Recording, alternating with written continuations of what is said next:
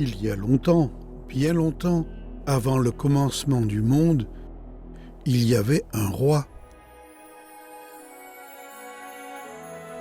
Le roi de gloire.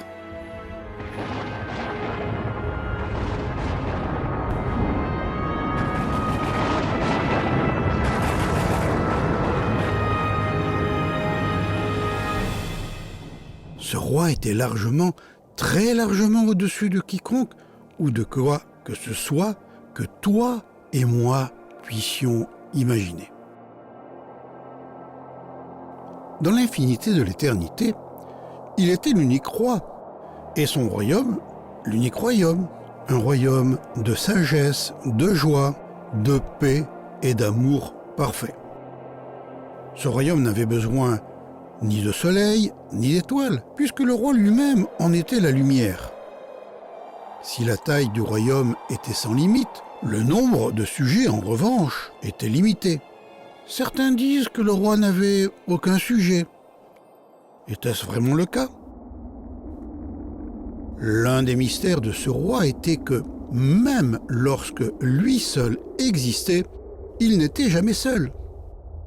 Pourtant, il voulait partager sa vie avec d'autres êtres doués d'intelligence. Ce roi bon et sage a donc créé une province céleste, peuplée de millions d'êtres éblouissants d'une intelligence supérieure, appelée anges. Ils connaissaient chacun par son nom, et ils voulaient aussi être connus d'eux. La vie avec le roi était une aventure sans fin, et le roi voulait plus que des anges.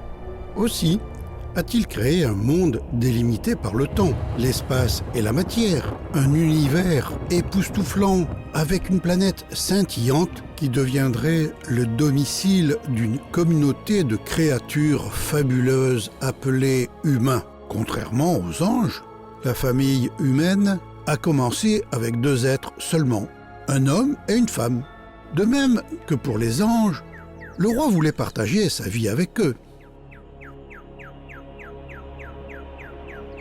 Et puis, il s'est passé quelque chose d'épouvantable.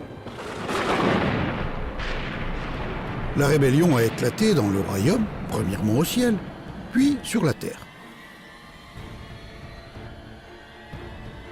Un ange rebelle s'est saisi du royaume terrestre en capturant les humains. Mais la révolte n'a nullement pris le roi au dépourvu. Tout au fond de son cœur se trouvait un plan de secours si mystérieux, si extraordinaire, si grandiose, que cela lui prendrait des milliers d'années pour l'accomplir. À quoi d'autre pourrions-nous nous attendre de la part du roi de l'éternité? Il existe au-delà du temps.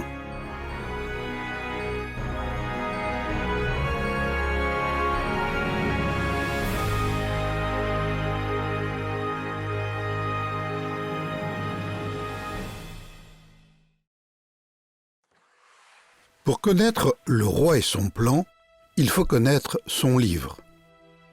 Sur une durée de plus de 15 siècles, le roi a choisi quelques 40 personnes pour apporter son histoire et son message.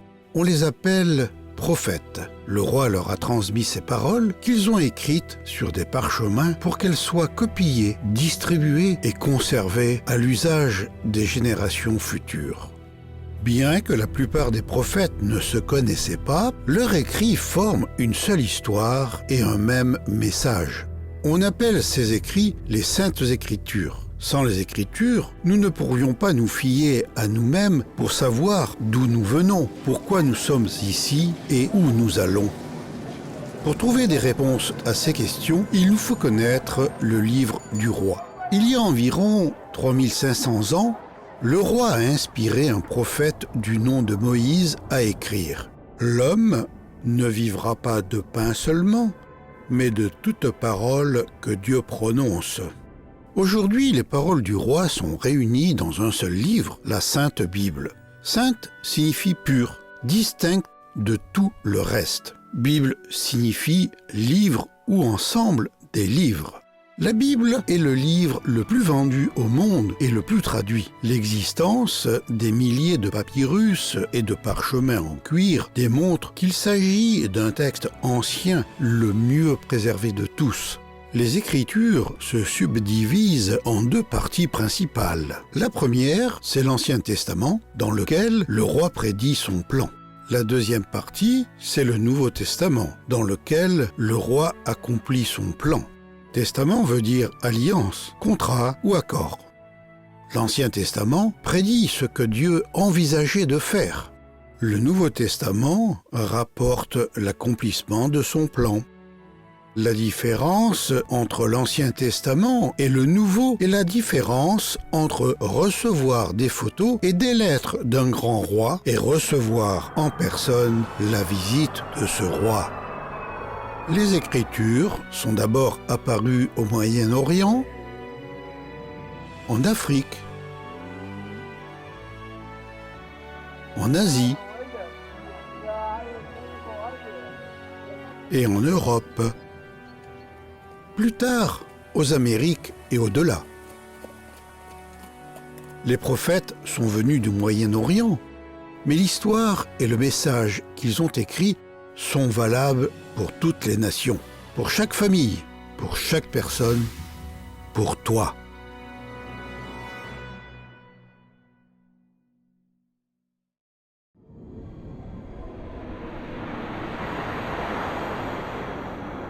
Si nous pouvions retourner dans le temps et revenir en arrière, plus loin, toujours plus loin, avant que les humains, les planètes ou même les étoiles n'existent, nous serions témoins de la puissance et de la gloire qui se cachent derrière les premières paroles de l'Écriture. Au commencement, Dieu créa le ciel et la terre. De nos jours, beaucoup de gens pensent que le monde et ses merveilles sont venus à l'existence indépendamment d'un créateur omniscient. Mais leur théorie n'explique pas adéquatement la complexité et l'ordre évident dans l'univers. Dans son livre, le roi affirme « Les cieux racontent la gloire de Dieu et l'étendue manifeste l'œuvre de ses mains. » En parlant des mains, regarde les tiennes. Fais remuer tes pouces. Essaie de te saisir d'un livre, d'un balai ou d'un marteau sans t'en servir. Observe les ongles, les jointures et la peau. Pense aux diverses choses importantes que tu fais avec tes mains. Qui d'autre qu'un maître artisan aurait pu concevoir de tels outils ? Quel genre de sagesse et de puissance faudrait-il pour rappeler à l'existence 1 milliard de galaxies ? Ou pour créer une cellule vivante avec ses millions d'éléments complexes ? Ou pour tisser les fils microscopiques enroulés qui contiennent les codes génétiques qui font de toi qui tu es ? Il y a quelques 3000 ans, un prophète et roi nommé David a écrit « C'est toi qui m'as tissé dans le ventre de ma mère. Seigneur, merci d'avoir fait de mon corps une aussi grande merveille. » Aimerais-tu rencontrer celui qui t'a créé ? Aimerais-tu vivre pour toujours avec le Créateur et Maître des galaxies ? Cela t'est possible. Il s'est révélé et il veut que tu le connaisses. Il veut que ta famille et ta communauté le connaissent aussi. Il t'invite à comprendre son plan, à connaître son amour, à contempler sa majesté, à te soumettre à son règne et à vivre pour sa gloire. Mais il ne te contraint pas à être son sujet. Après tout, il n'est pas simplement un roi. Il est le roi de gloire.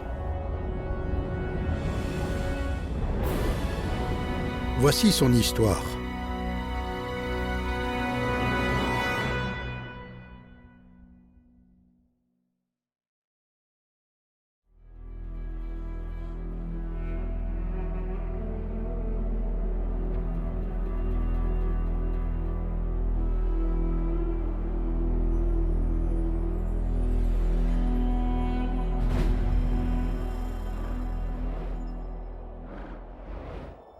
Le livre de Dieu débute d'une manière digne d'un roi.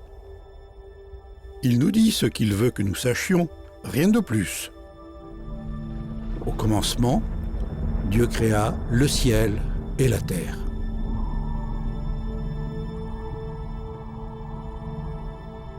Tout ce que nous pouvons voir et toucher a eu un commencement. Mais le Créateur et propriétaire de l'univers n'a ni commencement ni fin. Il est l'esprit invisible et éternel qui peut être partout en même temps. Il voit et sait toutes choses. Connais-tu son nom?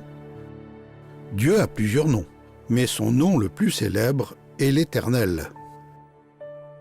Dans la langue originale du livre de Dieu, son nom est Yahvé, qui signifie « celui qui est » ou simplement « je suis ». Le roi continue son récit de la création avec la description de la terre telle qu'elle était au commencement. La terre était informe et vide. Il y avait des ténèbres à la surface de l'abîme et l'Esprit de Dieu se mouvait au-dessus des eaux.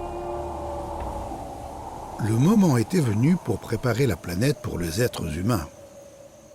Alors Dieu dit que la lumière paraisse, et la lumière parut. Dieu constata que la lumière était une bonne chose, et il sépara la lumière de l'obscurité. Dieu nomma la lumière jour et l'obscurité nuit. Le soir vint, puis le matin. Ce fut la première journée. Qu'est-ce que Dieu a fait le premier jour de la création? Il a commandé à la lumière de percer les ténèbres. Plus tard, le soleil allait luire sur la terre, mais non pas dès le premier jour. Dieu veut que nous sachions qu'il est la source de la lumière. Dieu est lumière, et il n'y a aucune obscurité en lui. Dieu est pur, comme la lumière est pure. Il ne peut être souillé, même lorsque la lumière luit sur des objets très sales, elle reste pure. Dieu est parfait, Dieu est saint. As-tu remarqué qui était là avec Dieu sur les lieux de la création? Son Saint-Esprit était là, se mouvant au-dessus des eaux. Sa parole était là aussi, s'exprimant. Au commencement de toute chose, la parole existait déjà. Celui qui est la parole était avec Dieu, et il était Dieu. Il était donc avec Dieu au commencement. Dieu a fait toutes choses par lui. Le Saint-Esprit de Dieu et la parole ont toujours été avec le seul vrai Dieu. C'est pourquoi l'on peut dire de lui, même lorsque lui seul existait, il n'était jamais seul.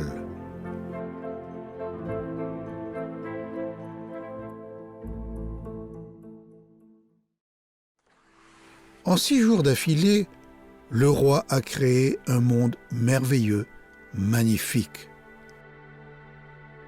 Dieu n'a eu qu'à parler, et des merveilles parfaitement conçues sont apparues. Le premier jour, Dieu dit que la lumière soit, et la lumière fut.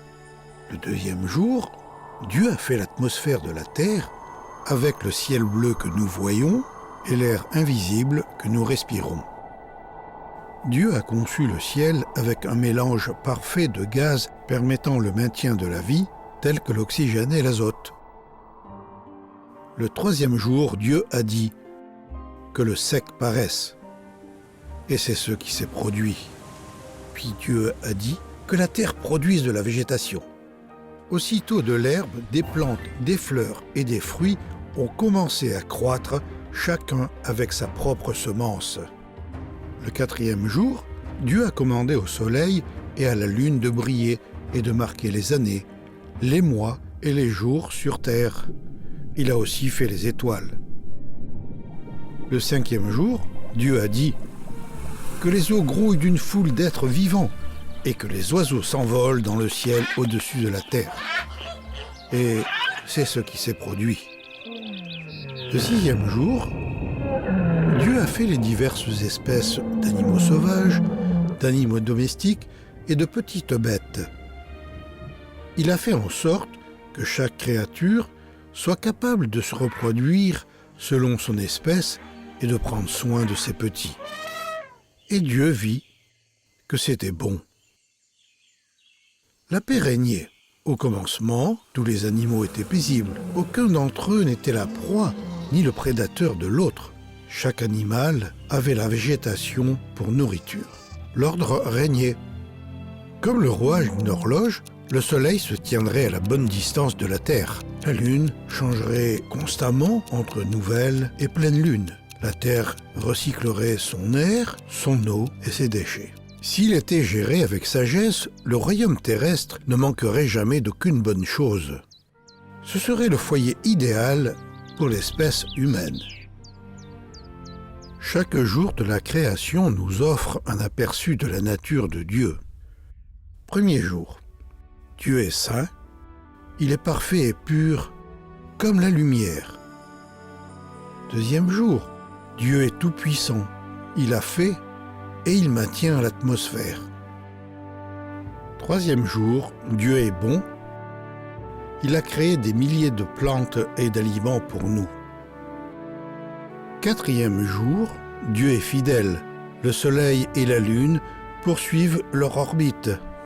Cinquième jour, Dieu est vie, il a placé les poissons dans la mer et les oiseaux dans le ciel. Sixième jour, Dieu est amour.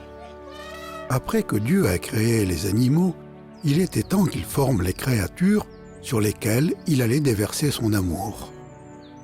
Il était temps qu'il crée des êtres tout particuliers qui pourraient refléter sa sainteté, sa puissance, sa bonté, sa fidélité, sa vie et son amour.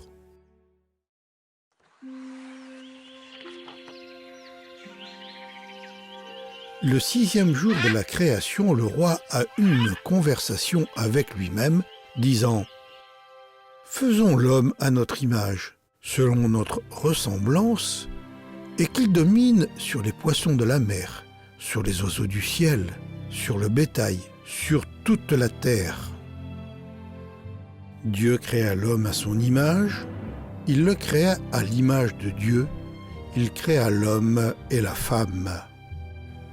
Lorsque l'Écriture affirme que Dieu a créé l'être humain à son image, cela ne veut pas dire que Dieu est exactement comme nous. Cela signifie que nous devons refléter sa nature et sa personnalité.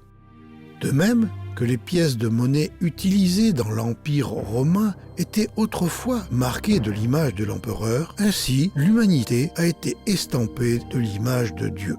Le premier homme et la première femme ont été créés avec la capacité de penser, d'aimer et de parler comme leur créateur afin qu'ils puissent jouir d'une relation intime avec lui. En créant les humains à sa propre image, Dieu leur a confié la domination de la terre. Les êtres humains devaient prendre soin de la terre pour découvrir et régner sur elle. Ils devaient découvrir les secrets de la terre et utiliser les ressources avec sagesse. Ce sont ces aptitudes qui distinguaient l'homme des animaux. Aux animaux, Dieu a donné 2 dimensions, un corps et une âme. Aux humains, Dieu en a donné 3. Un corps, une âme et un esprit. Le Seigneur Dieu prit de la poussière du sol et en façonna un être humain, puis il lui insuffla dans les narines le souffle de vie et cet être humain devint vivant. Le corps n'était que le domicile ou la tente dans laquelle Dieu a insufflé l'âme et l'esprit de l'homme. L'âme était les émotions, la volonté et l'intellect personnel de l'homme, ce qui permettait à l'homme de ressentir, de faire des choix et de penser.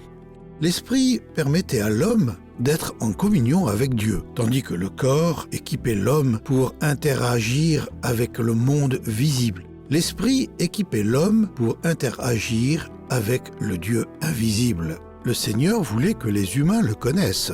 Les êtres humains seraient le trésor le plus précieux de Dieu. Puisque Dieu les avait créés, il n'était pas seulement leur créateur, mais aussi leur propriétaire. Le Seigneur Dieu a nommé le premier homme Adam, ce qui signifie de la terre ou simplement homme. Plus tard, Dieu allait former la première femme, mais avant cela, il devait faire quelques préparatifs. Adam avait besoin d'un domicile et d'un travail.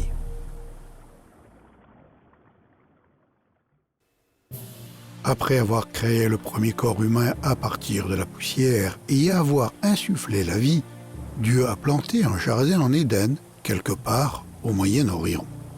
Une rivière, pure comme le cristal, coulait dans le jardin. Le Seigneur fit pousser du sol toutes sortes d'arbres à l'aspect agréable et aux fruits délicieux. Il mit au centre du jardin l'arbre de la vie et l'arbre qui donne la connaissance de ce qui est bon ou mauvais. Le Seigneur prit l'homme et l'établit dans le jardin d'Éden pour le cultiver et le garder.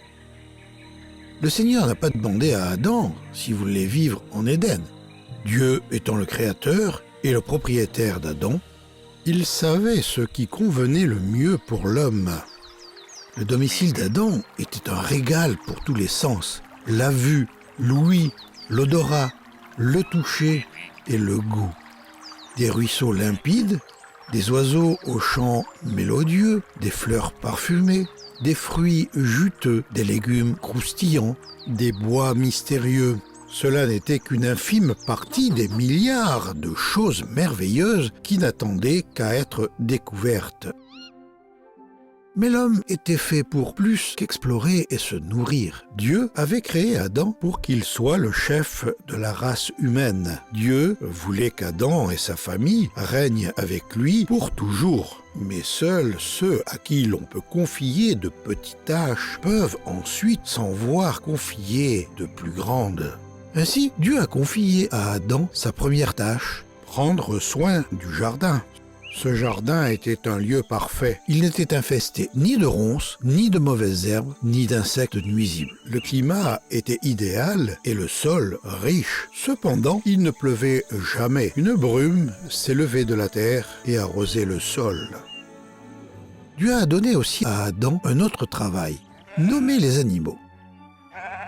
Le Seigneur a conduit les créatures devant l'homme pour voir comment il allait les appeler. Imagine la scène. Un couple d'animaux, crinières flottantes au vent, galopent sur leurs puissants jarrets jusqu'à Adam. Il étudie leur allure, caresse leur dos et les nomme chevaux.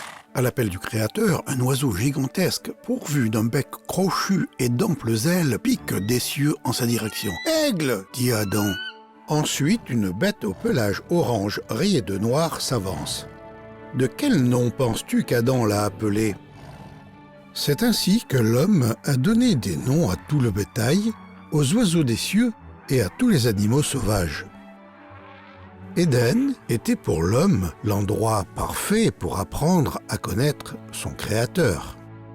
Il était temps de mettre Adam à l'épreuve.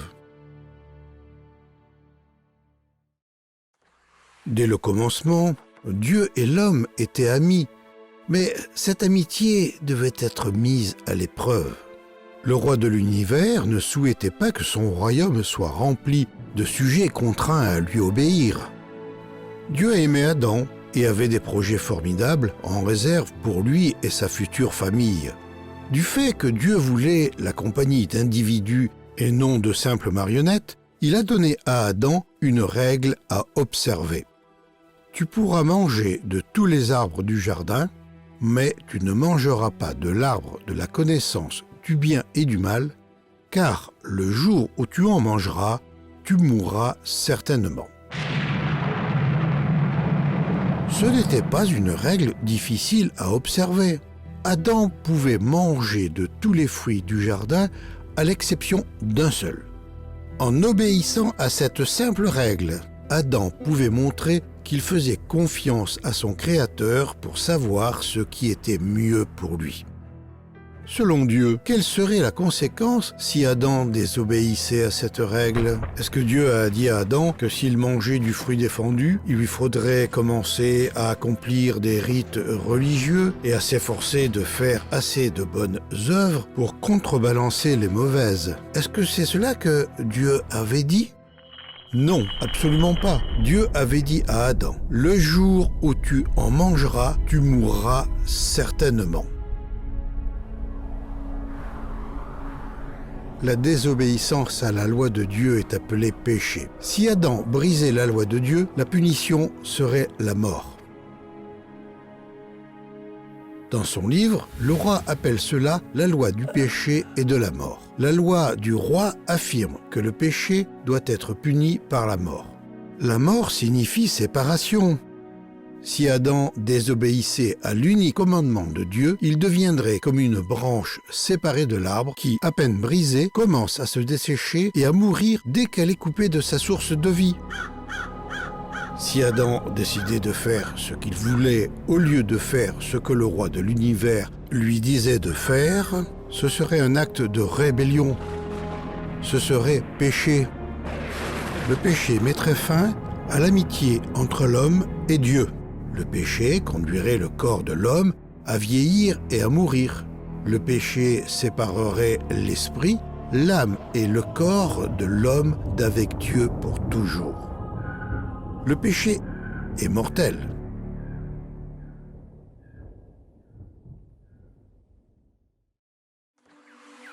Après que Dieu a donné à Adam sa première tâche et l'unique commandement à observer, il était temps pour lui de créer la première femme. L'Éternel Dieu dit : « Il n'est pas bon que l'homme soit seul. Je lui ferai une aide semblable à lui. » Alors l'Éternel fit tomber un profond sommeil sur l'homme qui s'endormit. Il prit une de ses côtes et referma la chair à sa place. L'Éternel Dieu forma une femme de la côte qu'il avait prise de l'homme et il l'amena vers l'homme. Et l'homme dit : « Voici, cette fois, celle qui est os de mes os et chair de ma chair. On l'appellera femme parce qu'elle a été prise de l'homme. » As-tu remarqué qui a réalisé la première intervention chirurgicale et qui a célébré le premier mariage ? Oui, c'était Dieu. Femme signifie tiré de l'homme. Plus tard, Adam appellerait sa femme Ève, ce qui signifie mère de tous. Dieu a donné à l'homme et à la femme un rôle différent, mais il leur a accordé une valeur égale. Comme Adam, Ève a été créée à l'image de Dieu. Elle aussi a été créée pour connaître son créateur propriétaire, refléter son caractère et jouir d'une relation heureuse avec lui pour toujours. Dieu constata que tout ce qu'il avait fait était une très bonne chose. Ce fut la 6e journée. Dieu, après avoir achevé son œuvre, se reposa le 7e jour de tout son travail. Pourquoi est-ce que Dieu s'est reposé le 7e jour ? Parce que son œuvre était achevée.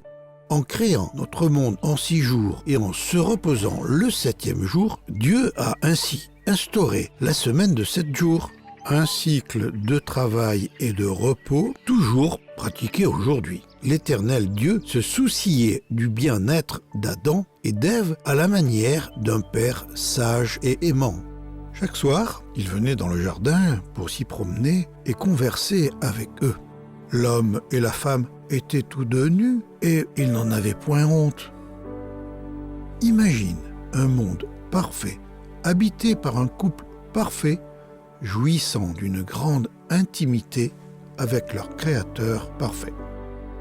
C'est ainsi qu'étaient les choses au commencement. Qu'est-il arrivé qu'il n'en soit plus ainsi ?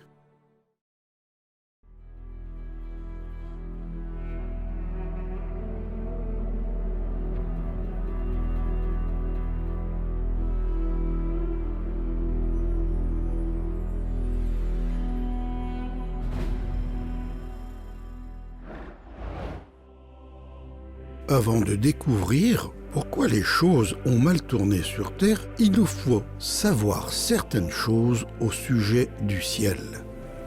Cet autre monde, aussi appelé le paradis, est un endroit de pure lumière, de couleurs éblouissantes, de musique émouvante, de conversations enrichissantes et de mystères élucidés. Les activités les plus insignifiantes de la vie céleste surpassent le plus grand plaisir que la terre puisse offrir. Le ciel est une autre dimension. Le ciel est la demeure du roi. L'attrait le plus fascinant de ce lieu, c'est le roi lui-même. Chaque recoin de la ville céleste est conçu pour refléter sa majesté. La ville était d'or pur, semblable à du verre pur. La description la plus détaillée du ciel se trouve dans le dernier livre des Écritures, l'Apocalypse. Dieu a donné au prophète Jean un aperçu du ciel et lui a dit de mettre par écrit ce qu'il a vu. Et là, dans le ciel, se trouvait un trône. Sur ce trône, quelqu'un siégeait. Le trône était entouré d'un arc-en-ciel qui brillait comme une pierre d'émeraude. Du trône partaient des éclairs, des bruits de voix et des coups de tonnerre. Devant le trône, il y avait comme une mer de verre aussi claire que du cristal. Je regardais encore et j'entendais la voix de multitudes d'anges. Il y en avait des milliers, des dizaines de milliers. Ils se tenaient autour du trône. Ils ne cessent pas de chanter jour et nuit. Saint, Saint, Saint est le Seigneur Dieu Tout-Puissant qui était, qui est et qui vient. Ange signifie messager ou serviteur. Les anges sont des êtres spirituels. Comme leur créateur, les anges sont invisibles à l'homme, sauf lorsqu'ils doivent apparaître à l'œil humain pour les besoins d'une mission. Le roi du ciel a créé les anges avant de créer les humains. Dans son livre, il nous dit que les anges poussaient des cris de joie en le regardant créer le monde. Dieu a donné à ses anges la capacité de le connaître, de lui obéir, de le louer et de le servir à jamais. Les anges n'étaient pas les esclaves de Dieu. Comme c'est le cas pour les humains, Dieu ne les a pas forcés à se soumettre à lui. Il voulait qu'ils le servent avec joie et de leur plein gré.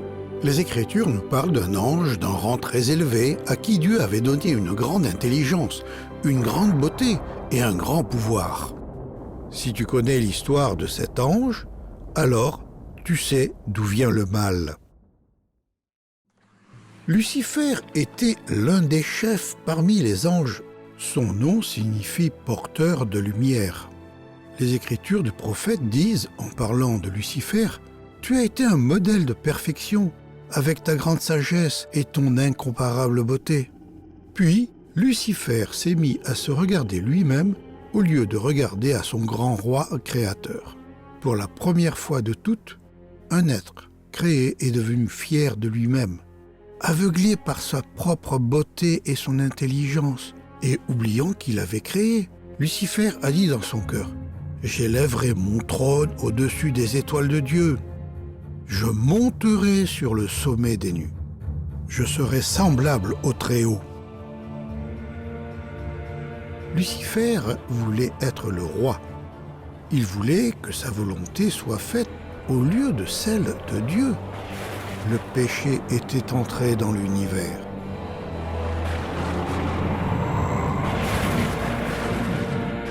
Lucifer a convaincu un tiers des anges de se joindre à sa rébellion. Mais Dieu, qui ne peut tolérer le péché, les a chassés de sa demeure céleste.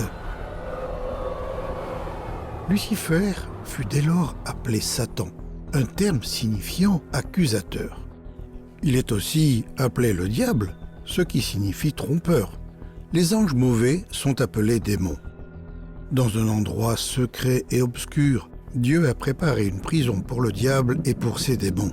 Cet endroit s'appelle l'enfer et le lac de feu. C'est un lieu de séparation éternelle d'avec Dieu, un endroit où les rebelles ne causeront plus aucun problème. Un jour, Satan et ses démons y seront pour toujours enfermés, mais ils n'y sont pas encore tous. Alors, où ces esprits mauvais sont-ils allés après que Dieu les ait chassés? Ils sont entrés dans l'atmosphère terrestre. Là, le diable a organisé ses anges en rang. S'il ne pouvait pas régner au ciel, il régnerait sur la terre. Voilà pourquoi les Écritures appellent Satan le prince de la puissance de l'air, l'esprit qui agit maintenant dans les fils de la rébellion. Le diable et ses démons nous sont invisibles, mais ils sont bien réels. Même si nous ne savons pas à quoi ils ressemblent, nous connaissons leurs noirs desseins, leurs projets malfaisants. Ils utiliseront toutes sortes de ruses pour inciter les humains à faire partie de leur royaume des ténèbres et de malédiction. Ils ne reculeront devant rien pour te détruire. Satan lui-même se déguise en ange de lumière. Car votre ennemi, le diable, rôde comme un lion rugissant, cherchant quelqu'un à dévorer.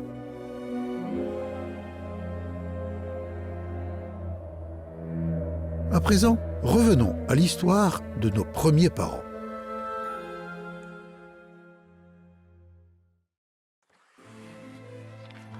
La vie d'Adam et Ève était remplie d'aventures, et ils avaient une raison d'être. Chaque jour apportait son lot d'émerveillements lorsqu'ils exploraient leur vaste jardin, prenaient soin des créatures et de ses plantes, et goûtaient à ses produits. Chaque soir était encore plus merveilleux que le précédent, car leur créateur propriétaire les honorait d'une visite personnelle. Comme ils aimaient se promener et converser avec lui, l'homme et la femme étaient heureux dans leur demeure. Mais Satan n'était pas heureux.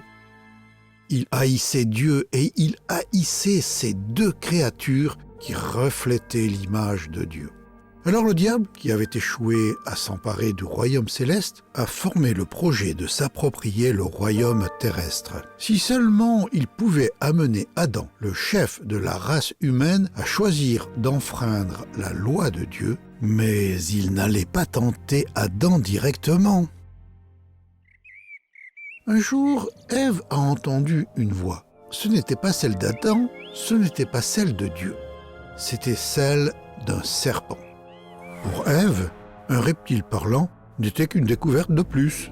Elle n'aurait pas pu s'imaginer que l'ennemi de Dieu utilisait le serpent. Elle ne savait pas non plus que Satan voulait se servir d'elle pour tenter Adam de désobéir à la loi de Dieu. Le serpent avait attendu patiemment, épiant chacun des mouvements de la femme d'un regard calculateur. Puis le moment venu, il lui a lancé de sa voix sifflante. « Est-ce que Dieu vous a dit « Vous ne devez manger aucun fruit du jardin » Satan voulait semer le doute dans l'esprit d'Ève à l'égard de la parole de Dieu.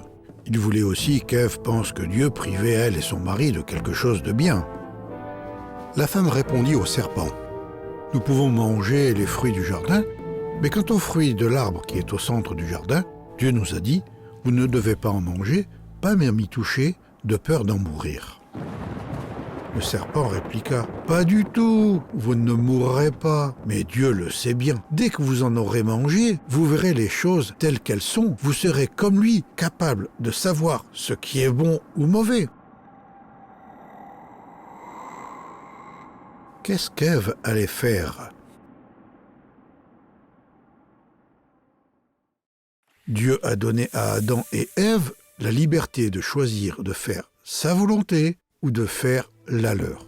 Le Seigneur savait ce qui était mieux pour ces créatures qu'il avait faites à sa propre image. Il voulait qu'Adam et Ève lui fassent confiance, même s'ils ne comprenaient pas les raisons qui guidaient sa directive. Seul Dieu pouvait prévoir toutes les terribles et vastes conséquences du mal, et c'est pourquoi il avait dit à Adam « Tu ne mangeras pas de l'arbre de la connaissance du bien et du mal, car le jour où tu en mangeras, tu mourras certainement. »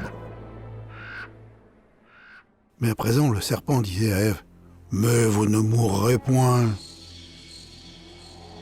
À qui Ève devait-elle faire confiance? À son créateur ou à une créature? Voici ce qui est arrivé. La femme vit que l'arbre était bon à manger et agréable à la vue, et qu'il était précieux pour ouvrir l'intelligence. Elle prit de son fruit et en mangea. Elle en donna aussi à son mari qui était auprès d'elle, et il en mangea. Elle en a mangé, et il en a mangé.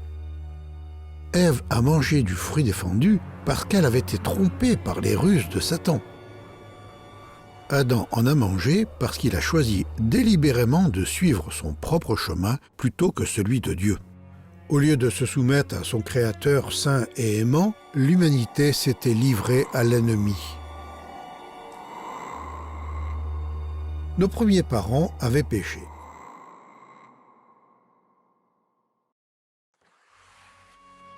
Adam était désigné chef de la race humaine. C'est à lui que Dieu avait donné le commandement de ne pas manger du fruit de la connaissance du bien et du mal. Ce n'est que lorsqu'Adam a croqué le fruit défendu que son épouse et lui-même ont commencé à souffrir les conséquences affreuses de leur choix. Alors ils se virent tous deux tels qu'ils étaient, Ils se rendirent compte qu'ils étaient nus, ils attachèrent ensemble des feuilles de figuier et ils s'enfirent une sorte de pagne. Une honte cuisante et un sentiment de culpabilité déchirante emplirent leur âme. Ils se sentaient impurs, au-dedans comme dehors. Le péché a produit la honte. Avant qu'Adam et Ève ne désobéissent à la loi de Dieu, ils étaient centrés sur lui et ne ressentaient aucune honte. Ils se sentaient honorés d'être avec leur Créateur, de refléter son image et d'être ses amis. Mais une fois qu'ils ont mangé du fruit de la connaissance du bien et du mal, ils sont devenus centrés sur eux-mêmes et ils avaient honte. La honte avait remplacé l'honneur. Adam et Ève ont essayé de couvrir leur honte avec des feuilles de figuier, mais aucun effort personnel ne pouvait résoudre leurs problèmes. Ils étaient incapables de se débarrasser du péché qui avait envahi leur âme. Ils étaient incapables de restaurer l'honneur qu'ils avaient perdu. C'était alors l'après-midi. Bientôt le Créateur, aimant et saint, allait venir pour sa visite du soir. À la pensée de le voir, l'homme et la femme étaient saisis de frissons de terreur. Qu'est-ce que leur Créateur allait leur dire ? Qu'est-ce qu'ils allaient dire à leur Créateur ?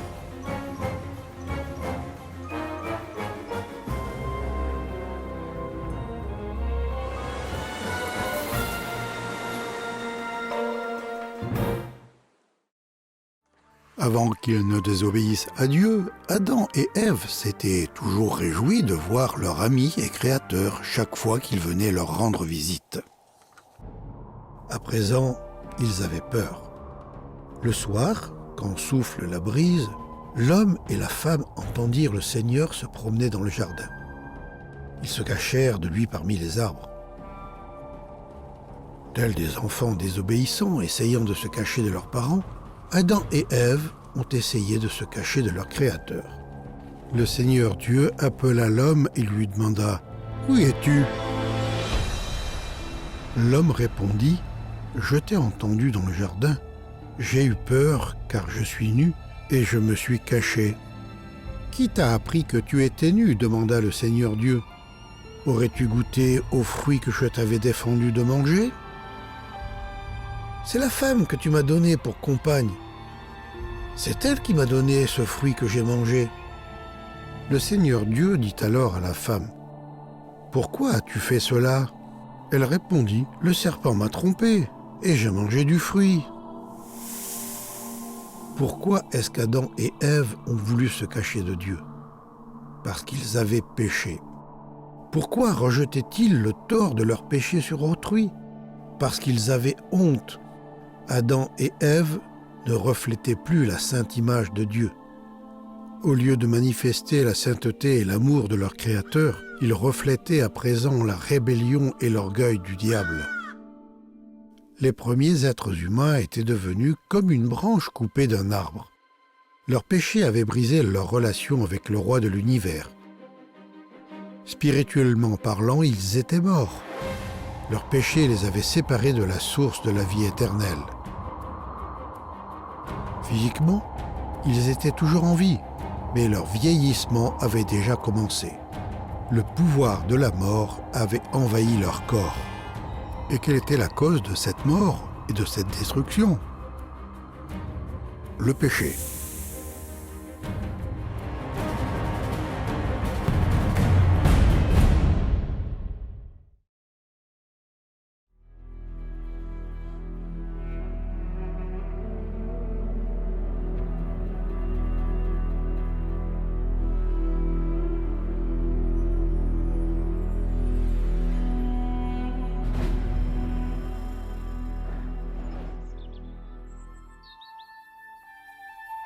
Au commencement de l'histoire humaine, Dieu et l'homme étaient ensemble.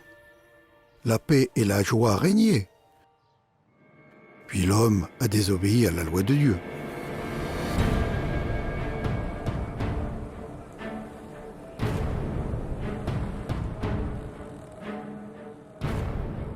Le jour même où Adam et Ève ont péché, Dieu a prononcé quelques-unes des lourdes conséquences de leur péché. Il a dit à la femme, « Tu souffriras pour mettre au monde des enfants. » Tu te sentiras attiré par ton mari, mais il dominera sur toi.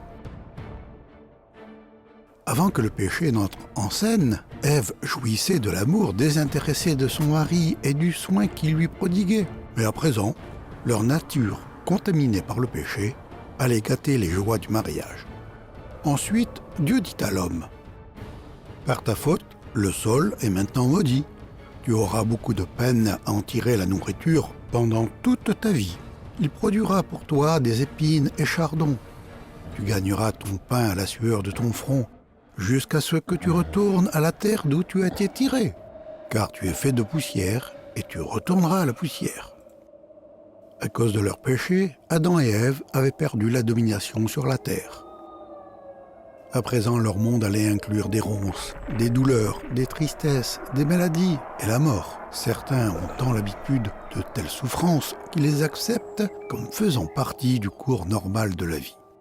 Mais était-ce l'intention originale de Dieu qu'un rosier parfumé soit recouvert d'épines menaçantes, ou que le miracle de la naissance s'accompagne de souffrances intenses, ou que des créatures à l'image de Dieu soient destinées à vieillir et à mourir? Non, bien sûr. Dieu n'avait pas conçu la création pour qu'elle soit en guerre contre elle-même. C'est parce que l'homme a péché que la terre a été soumise à la malédiction de Dieu. L'humanité avait péché et l'humanité devait mourir. La loi du péché et de la mort l'exigeait. La mort, c'est la séparation. Le péché produit 3 séparations effroyables. Premièrement, la mort spirituelle. L'esprit de l'homme est séparé de Dieu. Deuxièmement, la mort physique.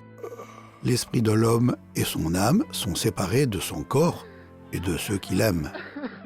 Troisièmement, la mort éternelle. L'esprit, l'âme et le corps de l'homme sont séparés éternellement de Dieu dans les temps de feu. L'homme ne disposait d'aucun moyen pour se sauver de la malédiction du péché. Restait-il le moindre espoir ?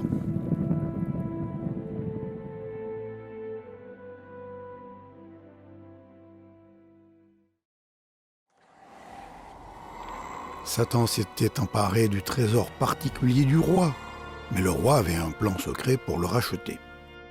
Puisque le coût de la rançon que le roi entendait payer était si astronomique, ni les humains, ni les démons ne comprendraient ce plan avant qu'il ne se réalise. Le jour même où Satan s'est emparé de la race humaine, Dieu a dit au serpent, « Puisque tu as fait cela, je te maudis. Seul de tous les animaux, tu devras ramper sur ton ventre et manger de la poussière tous les jours de ta vie. » Lorsque Dieu avait créé les serpents, ils étaient pourvus de pattes. Parce que le serpent avait été utilisé par Satan pour amener l'humanité à pécher, Dieu l'a condamné à ramper sur le sol. Savais-tu que les pythons et les boas constricteurs ont de minuscules moignons sur leur peau, là où leurs pattes se trouvaient autrefois? En faisant des serpents le plus bas des animaux, Dieu donnait à la famille humaine un rappel visuel du fait qu'au moment voulu par lui, il écraserait le serpent ancien, appelé le diable ou Satan, qui trompe le monde entier. Puis Dieu dit à Satan, qui avait utilisé le serpent, « Je mettrai inimitié entre toi et la femme, entre ta postérité et sa postérité. Celle-ci t'écrasera la tête et tu lui blesseras le talon. » Telle fut la première d'un grand nombre de prophéties par laquelle Dieu allait petit à petit dévoiler son plan secret pour secourir les humains de Satan, du péché et de la mort. Mais pour cacher ce plan à Satan et à ses serviteurs, le roi avait livré cette prophétie en langage codé. Dieu a promis d'envoyer sur terre un sauveur, la postérité d'une femme. Le sauveur allait avoir une mère humaine, mais pas de père humain. Il serait connu sous le nom du Messie, ce qui signifie « celui qui a été choisi ». Satan allait blesser le Messie au talon, mais le Messie écraserait la tête de Satan. Qu'est-ce que cela signifierait ? Plus tard, le roi allait l'expliquer en termes clairs, mais pour l'instant, Dieu avait donné à Adam et Ève une lueur d'espoir. Des milliers d'années plus tard, l'un des prophètes du roi allait écrire « Le peuple qui marchait dans les ténèbres voit une grande lumière. La Vierge deviendra enceinte, elle enfantera un fils et elle lui donnera le nom d'Emmanuel, ce qui signifie Dieu avec nous. Le roi allait racheter son trésor particulier. Mais à quel prix ?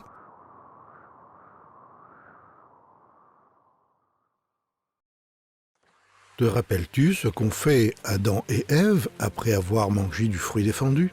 Ils s'étaient cousus des habits faits de feuilles de figuier. Est-ce que ces couvertures leur avaient permis de se sentir à l'aise en présence de leur Créateur et Juge ? Pas du tout. Ils se sentaient honteux et coupables. Ils n'avaient aucun moyen de se mettre en règle avec Dieu. Mais Dieu a fait quelque chose pour eux. Le Seigneur fit à l'homme et à sa femme des vêtements de peau de bête et les en habilla. Qui a fait le premier sacrifice animal ? C'est Dieu qui l'a fait. Le Seigneur a tué quelques animaux et en a fait des manteaux de peau et a habillé Adam et Ève. En faisant cela, Dieu leur enseignait quelques leçons fondamentales au sujet de sa justice, de sa miséricorde et de sa grâce. Réfléchissons à ces trois mots importants. La justice. Considérons les animaux morts. Pourquoi est-ce que Dieu les a sacrifiés ? Il l'a fait pour montrer à Adam et Ève que la loi du péché et de la mort devait être respectée. Leur péché devait être puni par la mort. La miséricorde. Considérons à présent Adam et Ève. Est-ce que Dieu les a mis à mort ? Non, Dieu a fourni des animaux pour qu'ils meurent à leur place. C'était le moyen utilisé par Dieu pour punir leurs péchés sans les punir. Telle est la miséricorde. La grâce. À présent, considérons les beaux vêtements dont sont parés Adam et Ève. Est-ce que ces deux malfaiteurs méritaient ce don ? Non, mais Dieu leur a montré de la bonté en les habillant de peaux d'animaux sacrifiés. Telle est la grâce. À cause de ce que le Seigneur a fait pour eux, Adam et Ève étaient de nouveau contents d'être dans sa présence. Le sang animal avait couvert leurs péchés. Adam et Ève méritaient de mourir ce jour-là, mais des animaux innocents étaient morts à leur place. Les vêtements en peau d'animaux avaient couvert leur honte. Une fois de plus, Adam et Ève se sentaient à l'aise en la présence de Dieu. Des milliers d'années plus tard, l'un des prophètes de Dieu a écrit « Je me réjouirai en l'Éternel, car il m'a habillé avec les vêtements du salut. Il m'a couvert du manteau de la justice. » Seul Dieu peut rendre les pécheurs justes.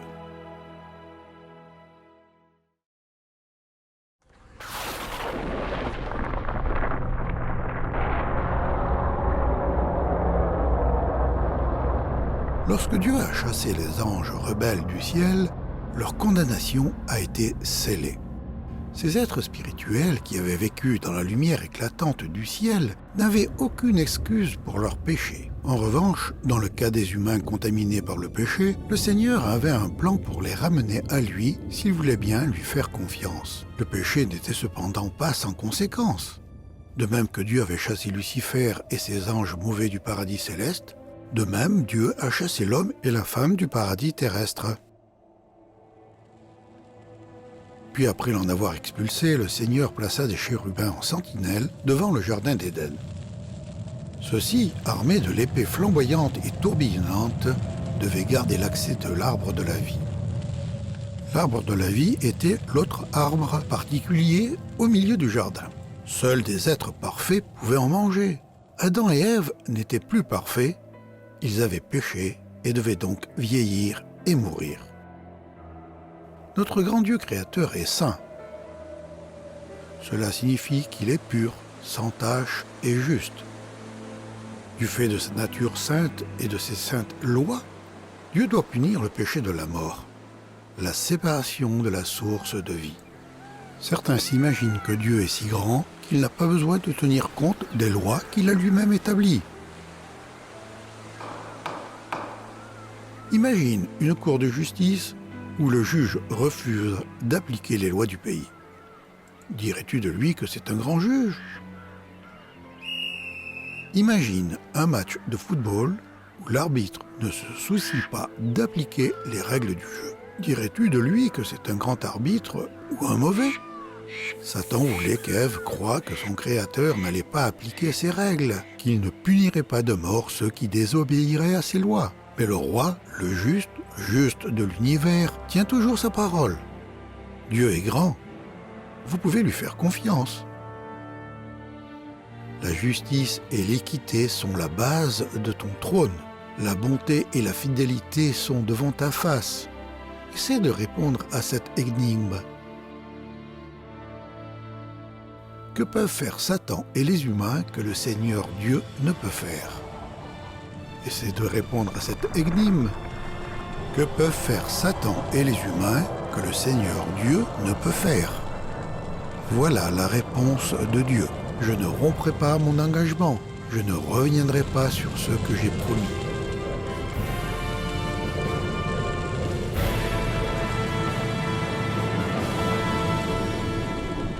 Le roi de l'univers ne peut pas revenir sur sa parole.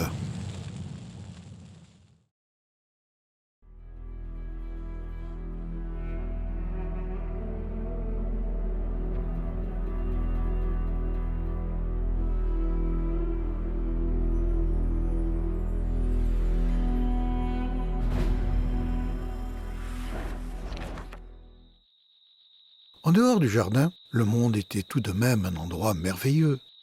Mais il renfermait également des choses mauvaises comme des ronces piquantes et des insectes nuisibles. On pouvait s'y écorcher le genou ou avoir le nez bouché. Beaucoup d'animaux n'étaient plus pacifiques. Ce n'était pas facile de trouver de la nourriture. Adam et Ève devaient travailler dur pour remplir leur estomac affamé.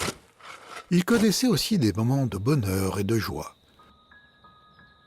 De son union avec Adam, son mari, Ève devint enceinte. Elle mit au monde Caïn et dit alors « J'ai fait un homme grâce au Seigneur ». Ève donna au premier bébé venu au monde le nom de Caïn, ce qui signifie « possession ». Quel précieux trésor de la part de Dieu. Peut-être avait-elle pensé que son fils serait le sauveur promis. Mais elle a vite découvert que son charmant petit garçon était têtu et égocentrique, tout comme ses parents. Plus tard, quand leur deuxième fils est né, Ève lui donna le nom d'Abel, ce qui veut dire vanité ou néant. Clairement, Adam et Ève étaient incapables d'engendrer la postérité de la femme qui, exempt de péché, sauverait les humains de leurs péchés. Au lieu de refléter l'image sainte de Dieu, les enfants d'Adam et Ève reflétaient une nature comme la leur, tendant vers le mal. Adam engendra des fils et des filles selon son image. Regarde l'image. Remarques-tu Caïn qui a enlevé le melon des mains de son petit frère? Il se comporte comme ses parents autrefois, qui ont pris le fruit qui ne leur appartenait pas. Semblable à une maladie contagieuse, le péché d'Adam et Ève avait infecté leurs enfants. Par un seul homme, le péché est entré dans le monde, et par le péché, la mort. Et qu'ainsi la mort s'est étendue sur tous les hommes, parce que tous ont péché. Il y a un proverbe africain qui dit « Un rat ne met pas au monde des petits qui ne creusent pas ». Un proverbe arabe dit « Pour le fils d'un canard, de flotter vient naturellement ». Quand nos premiers parents ont péché, ils sont devenus comme une branche coupée d'un arbre. De même que chaque tige et feuille sur la branche coupée sont touchées par cette rupture, de même, chaque membre de la famille d'Adam est affecté par le péché d'Adam. Longtemps après qu'Adam mourut, le roi prophète David a écrit « Oui, depuis ma naissance, je suis coupable. Quand ma mère m'a conçu, j'étais déjà marqué par le péché. Cela ne nous plaît peut-être pas de l'entendre, mais nous savons que c'est vrai. »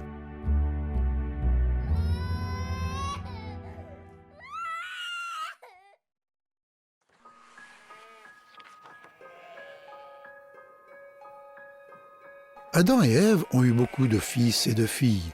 Les Écritures se concentrent sur l'histoire de leurs deux premiers garçons. Abel fut berger et Caïn cultivateur. Caïn et Abel étaient tous deux de bons travailleurs. Tous deux connaissaient leur Créateur. Tous deux voulaient que Dieu les accepte, eux et leur adoration. Tous deux avaient le même problème, le péché. Non seulement étaient-ils pécheurs, mais ils vivaient comme des pécheurs. Chaque jour, ils pensaient, parlaient et agissaient de manière qui ne reflétait pas la nature pure et aimante de Dieu. Dans son livre, le roi de l'univers appelle cela péché. Tous ont péché et sont privés de la présence glorieuse de Dieu. Y avait-il un moyen pour Dieu de pardonner Caïn et Abel et les déclarer justes à ses yeux? Oui, il en existait un, mais il serait très coûteux. Les péchés ne sont pardonnés que si du sang est répandu. La loi inviolable de l'univers, la loi du péché et de la mort doit être appliquée et le péché doit être puni de mort. C'est pourquoi le moyen prévu par le roi pour obtenir le pardon exigeait une mort. Même si le pécheur méritait de mourir, Dieu accepterait le sang de certains animaux tels qu'un agneau. L'agneau ne devait être ni malade, ni égratigné, ni sale. Il devait être en santé et propre. Il devait être un agneau parfait. L'agneau devait être tué et brûlé. Il mourrait à la place du pécheur coupable. L'agneau serait le substitut du pécheur. Un jour, les deux frères ont apporté des offrandes à Dieu, mais seul l'un des deux a apporté une offrande acceptable.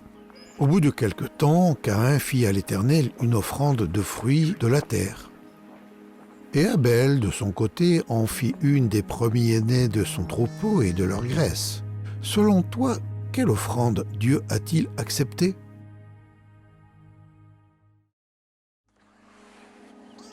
Regarde les frères. Regarde ce qu'ils sont sur le point d'offrir à Dieu. Regarde les autels. Un autel était un support surélevé, habituellement fait de pierre ou de terre. C'était un lieu de mise à mort. L'autel maintenait l'offrande entre le ciel et la terre, entre Dieu et l'homme. Tout ce qui était offert sur l'autel devait être consumé par le feu. Dieu maintient toujours la justice, mais veut montrer sa miséricorde. Comment pouvait-il faire les deux à la fois? Comment pouvait-il punir sans punir le pécheur? Longtemps après l'époque de Caïn et d'Abel, Dieu dit au prophète Moïse, « En effet, la vie d'un être est dans le sang. Je vous l'ai donné sur l'autel, afin qu'il serve d'expiation pour vos âmes, car c'est par la vie que le sang fait expiation. » Il posera sa main sur la tête de l'Holocauste, qui sera agréé de l'Éternel pour lui servir d'expiation. Que veut dire le mot expiation? C'est le prix de rançon exigé pour que les péchés soient couverts, purifiés et pardonnés. Du temps de l'Ancien Testament, Dieu avait dit aux humains qu'en paiement de leurs péchés, il accepterait le sang versé de certains animaux en bonne santé, des agneaux, des béliers, des chèvres, des taureaux et des colombes. Ce sang servirait d'expiation, une couverture pour le péché, mais seulement jusqu'au jour où Dieu fournirait un sacrifice parfait qui paierait le prix réel exigé par la loi du péché et de la mort. À présent, regarde Caïn et ce qu'il est sur le point d'offrir à Dieu. Quels fruits et légumes de choix! Combien il avait travaillé dur pour produire cette offrande! Mais elle ne pouvait couvrir ses péchés, parce qu'il n'y avait pas de sang, pas de mort.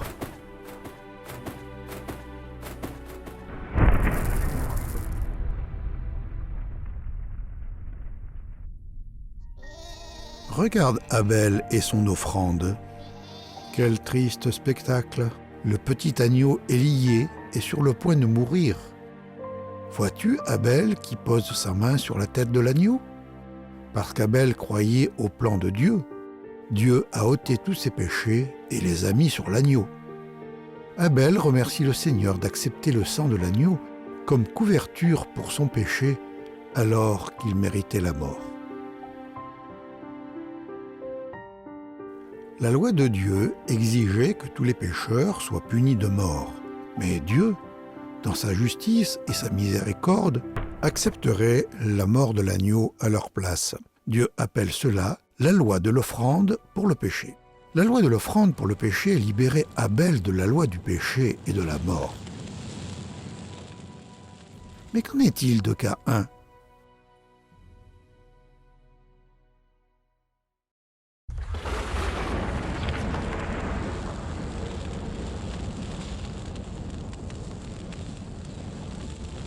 Vois-tu l'autel de Caïn? Qu'y a-t-il dessus? Une récolte qui se fane. Regarde à présent l'autel d'Abel. Qu'y a-t-il dessus? Du sang et des cendres. Qu'est-ce que Dieu a pensé de ces deux frères et de leur adoration? Le Seigneur accueillit favorablement Abel et son offrande, mais non pas Caïn et son offrande. Il ne nous est pas dit comment Dieu a montré son approbation du sacrifice d'Abel et son rejet du sacrifice de Caïn. L'Écriture dit seulement: c'est par la foi qu'Abel offrit à Dieu un sacrifice plus excellent que celui de Caïn. C'est par elle qu'il fut déclaré juste, Dieu approuvant ses offrandes. Parce qu'il mettait sa confiance dans le Seigneur et dans son plan, Abel a été pardonné et déclaré juste. C'était le don de Dieu à Abel. Dieu avait placé les péchés d'Abel sur l'agneau. L'agneau était mort à la place d'Abel. Le sang de l'agneau avait été versé et son corps brûlé en cendres. La juste colère de Dieu contre le péché était tombée sur l'agneau et non sur Abel. Pourquoi Dieu était-il satisfait de l'agneau sacrifié d'Abel? Parce qu'il représentait le Sauveur à venir qui allait un jour payer en totalité la dette de péché du monde. Par sa foi dans le plan de Dieu, Abel était à présent dans une juste relation avec Dieu.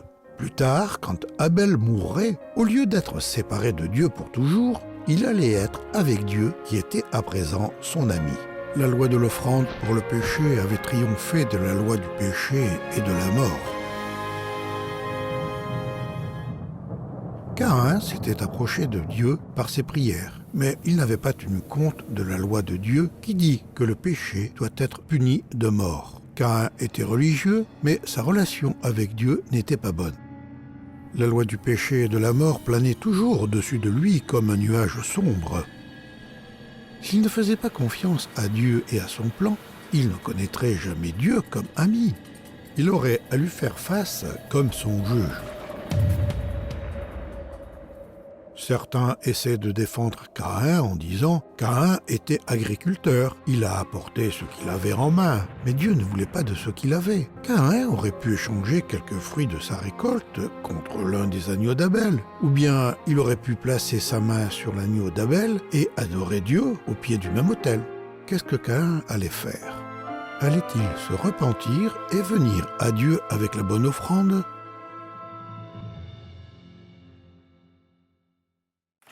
Le Seigneur avait refusé l'offrande de Caïn. Pourtant, Dieu l'aimait toujours et l'encouragea à se repentir. Que veut dire se repentir?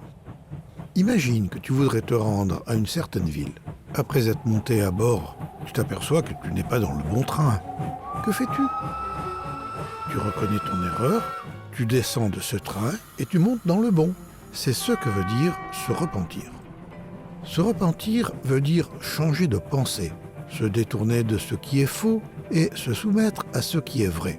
Se repentir devant Dieu ne signifie pas que je dois me punir moi-même pour mes péchés. Cela signifie que je dois voir le péché comme Dieu le voit.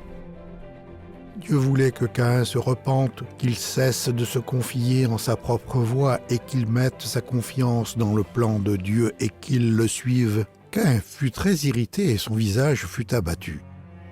Et l'Éternel dit à Caïn: « Pourquoi es-tu irrité et pourquoi ton visage est-il abattu? Certainement, si tu agis bien, tu relèveras ton visage. Et si tu agis mal, le péché se couche à la porte, et ses désirs se portent vers toi. Mais toi, domine sur lui. » Caïn était trop fier pour se repentir. Son frère lui avait fait honte. Il allait se débarrasser de cette honte et retrouver son honneur à sa manière. Cependant, Caïn adressa la parole à son frère Abel. Mais comme ils étaient dans les champs, Caïn se jeta sur son frère Abel et le tua.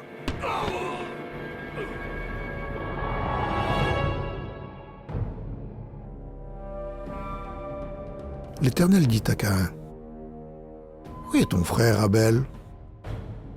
Il répondit: « Je ne sais pas. Suis-je le gardien de mon frère ?»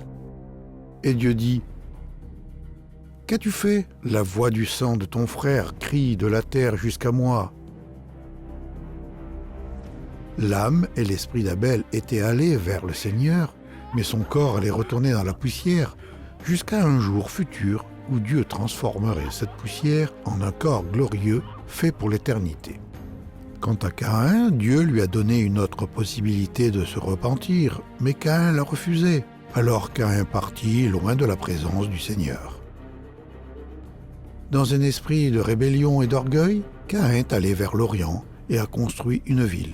Son épouse et lui ont eu de nombreux enfants. Leurs arrière-petits-enfants ont inventé les premiers outils de métal et les premiers instruments de musique. Les descendants de Caïn étaient forts, intelligents, mais ils ne connaissaient pas le Seigneur.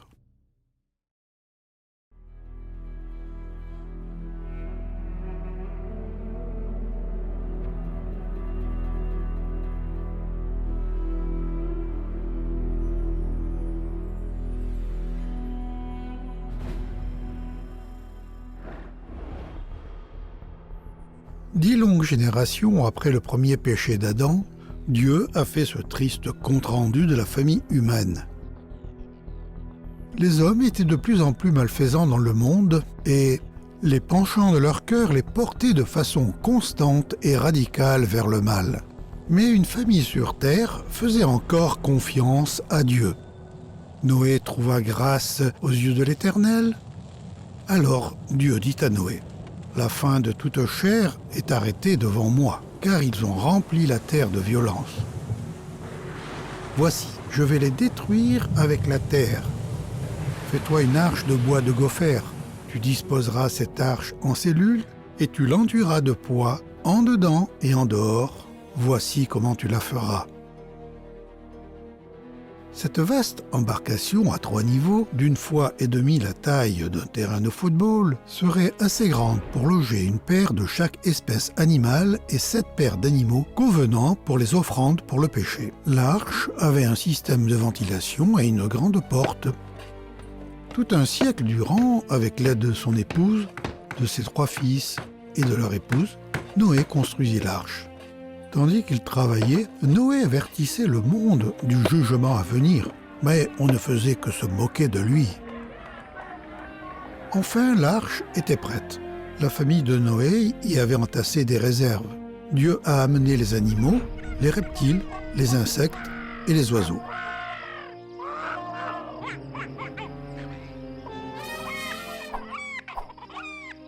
Quel spectacle lorsqu'ils entraient dans l'arche et s'installaient dans les milliers de compartiments prévus pour eux. Noé et sa famille y sont entrés également. Quelqu'un d'autre est-il entré se mettre à l'abri? Non. Dieu a donc fermé la porte.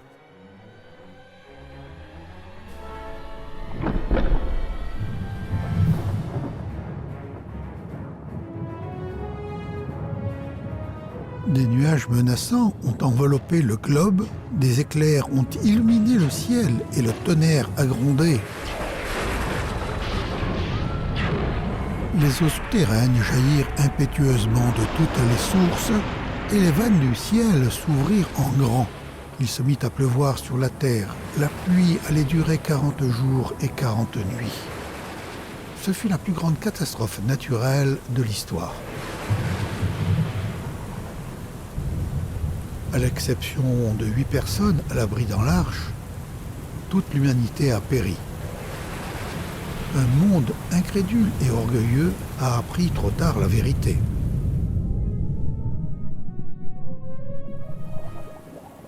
Les données géologiques et les fossiles confirment le récit biblique. Du Sahara à l'Himalaya, des fossiles marins peuvent être déterrés dans l'étendue des plus grands déserts et sur les plus hautes montagnes. Dans sa miséricorde, Dieu est patient, mais dans sa justice, il jugera le péché.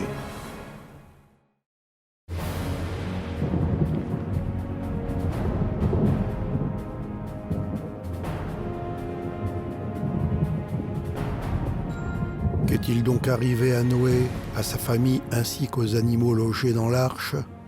Ils ont été sauvés du jugement de Dieu. Puis Dieu pensa à Noé et à tous les animaux, sauvages et domestiques, qui se trouvaient avec lui dans l'arche. Il fit souffler un vent sur la terre et le niveau de l'eau commença de baisser. L'immense arche s'est finalement posée sur le mont Ararat, une gigantesque montagne à 2 pics en Turquie orientale. À 3 reprises, Noé a envoyé une colombe pour voir si elle pouvait trouver de la terre ferme. La première fois, la colombe est tout simplement revenue. La deuxième fois, la colombe avait une feuille d'olivier dans son bec. La troisième fois, la colombe n'est pas revenue. Elle avait trouvé une demeure. Noé a su qu'il était temps de sortir de l'arche. Une année entière s'était écoulée depuis le début du déluge. Sais-tu quelle est la première chose que Noé a faite après que sa famille et les animaux sont sortis de l'arche? Noé bâtit un autel qu'il consacra au Seigneur. Parmi les grands animaux et les oiseaux, il prit une bête de chaque espèce, considérée comme pure, et les offrit au Seigneur sur l'autel en sacrifice, entièrement consumé par le feu. La justice et la miséricorde de Dieu n'avaient pas changé. Le péché exigeait toujours une mort comme paiement. C'est pourquoi Noé a versé le sang de créatures innocentes et a brûlé leur corps sur un autel suspendu entre ciel et terre, entre Dieu et l'homme. De tels sacrifices annonçaient le Messie sans péché qui allait un jour payer le véritable paiement pour le péché. Dieu a donné ensuite un commandement à Noé et à sa famille. « Multipliez-vous et peuplez toute la terre ». Le Seigneur a fait aussi alliance avec la planète Terre. « Je place mon arc dans les nuages, il sera un signe qui rappellera l'engagement que j'ai pris à l'égard de la terre. Les eaux ne deviendront plus un déluge pour détruire toute chair. » En signe de son alliance, Dieu a fait apparaître un arc-en-ciel glorieux, haut dans le ciel nuageux. Dieu promettait par là qu'il n'enverrait plus jamais de déluge sur l'ensemble de la planète. L'arc-en-ciel nous le rappelle qu'il s'agisse de punir ou de protéger, Dieu tient toujours à ses promesses. Toujours.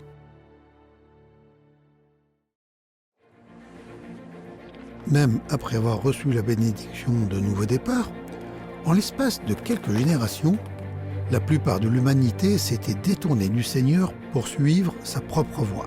Par exemple, Dieu avait commandé à l'humanité de se répandre et de remplir la terre. Alors qu'est-ce que l'homme a fait? L'Écriture nous le dit. Tout le monde parlait la même langue et se servait des mêmes mots. Partis de l'Est, les hommes trouvèrent une large vallée en basse Mésopotamie, l'Irak actuel, et s'y installèrent. Ils se dirent les uns aux autres « Allons, au travail pour mouler des briques et les cuire au four ». Ils utilisèrent les briques comme pierre de construction et l'asphalte comme mortier.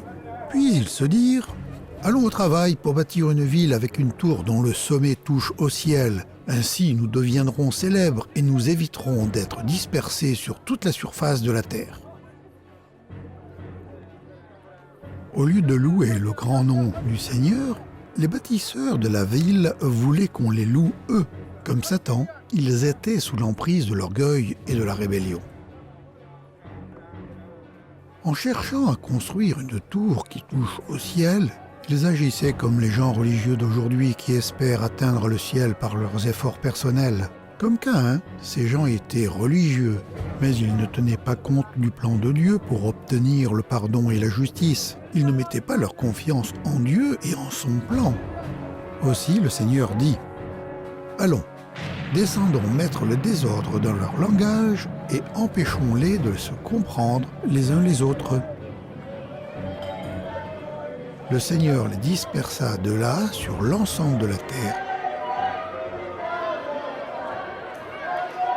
et ils durent abandonner la construction de la ville. Voilà pourquoi celle-ci porte le nom de Babel. C'est là, en effet, que le Seigneur a mis le désordre dans le langage des hommes. Et c'est à partir de là qu'il a dispersé les humains sur la terre entière. En donnant à chaque famille ou clan une langue différente, le Seigneur a mis un terme définitif à leur projet de construction. Les humains n'ont pas eu d'autre choix que de quitter Babel et de remplir la terre comme Dieu le leur avait ordonné. Les humains n'ont pas terminé la construction de leur tour, mais les projets de Dieu se sont accomplis tels que prévus.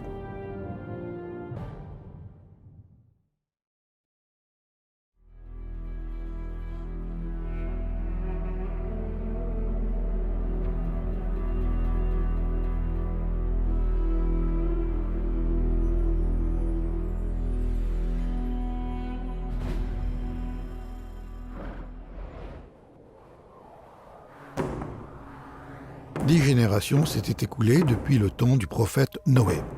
Satan avait une ferme emprise sur les nations, du moins selon les apparences. Au lieu de mettre leur confiance dans le Seigneur, les humains mettaient leur confiance dans leur religion. Certaines nations adoraient le soleil au lieu de celui qui l'avait créé.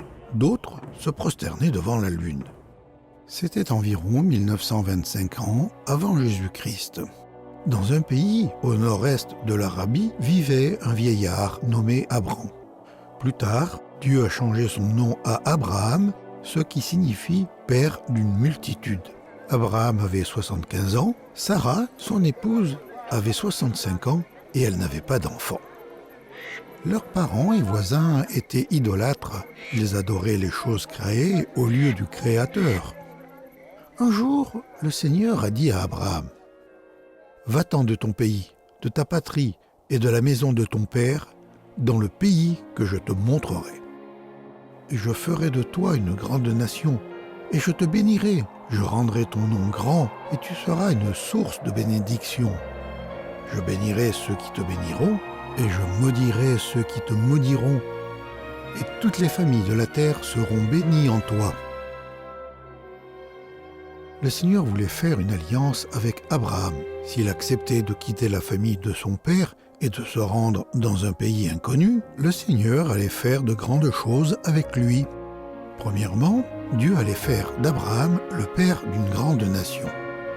Deuxièmement, au travers de cette nouvelle nation, Dieu allait bénir des gens de toutes les nations.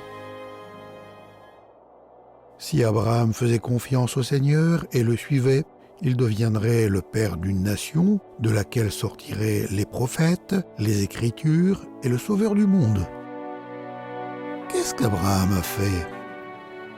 C'est par la foi qu'Abraham a obéi lorsque Dieu l'a appelé et qu'il est parti pour le pays qu'il devait recevoir en héritage. Et il est parti sans savoir où il allait.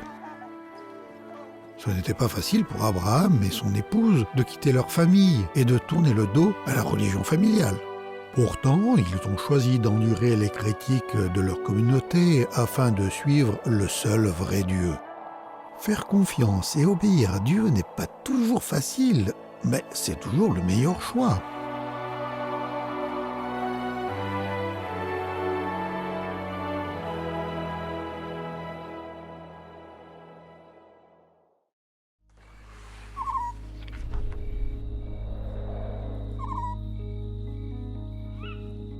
Abraham et son épouse étaient vieux et ils n'avaient pas d'enfants.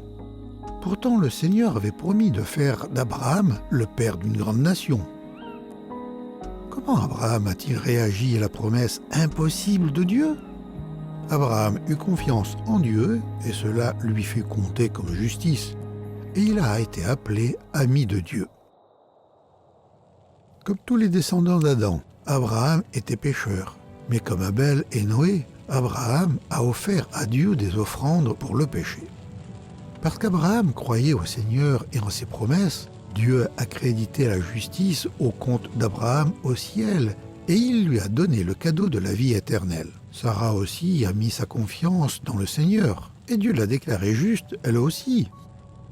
Mais il est parfois difficile d'attendre. Après avoir vécu en Palestine pendant 10 ans, espérant et priant que Sarah devienne enceinte, ils ont décidé d'aider Dieu à accomplir sa promesse de donner un fils à Abraham. Selon une coutume locale, Sarah a donné sa servante égyptienne Agar à Abraham. Celui-ci a passé la nuit avec Agar et elle est tombée enceinte et a donné naissance à un fils. Ils l'ont nommé Ismaël. Environ 13 ans plus tard, quand Abraham avait 99 ans et Sarah 89 ans, le Dieu Tout-Puissant leur est apparu encore. Il leur a dit qu'ils auraient un fils et qu'ils devaient le nommer Isaac. Le Seigneur a dit aussi à Abraham, « J'ai entendu ta demande en faveur d'Ismaël. Je le bénirai, mais mon alliance, je la maintiendrai avec Isaac, le fils que Sarah va te donner à cette époque l'an prochain. » Un an plus tard, Sarah a donné naissance à Isaac, le fils de la promesse. Regarde l'image. Vois-tu Abraham et son épouse élever leur regard vers le ciel nocturne ? Ils remercient le Seigneur de sa fidélité. Plus tard, Agar et Ismaël ont été renvoyés, mais Dieu s'est montré bon aussi avec eux. Protégé par Dieu, l'enfant grandit. Il habita dans le désert de Paran et devint un habile tireur à l'arc. Sa mère lui fit épouser une Égyptienne. Ismaël est devenu le père du puissant peuple arabe que Dieu a béni de tant de manières différentes. En ce qui concerne Isaac, il est resté à la maison, s'occupant du bétail et des troupeaux de son père. Parfois, Isaac aidait son père à choisir un agneau en bonne santé, à le tuer et à le brûler sur un autel pour leur péché. Mais ni Isaac ni son père ne pouvaient imaginer le genre de sacrifice que Dieu était sur le point d'exiger.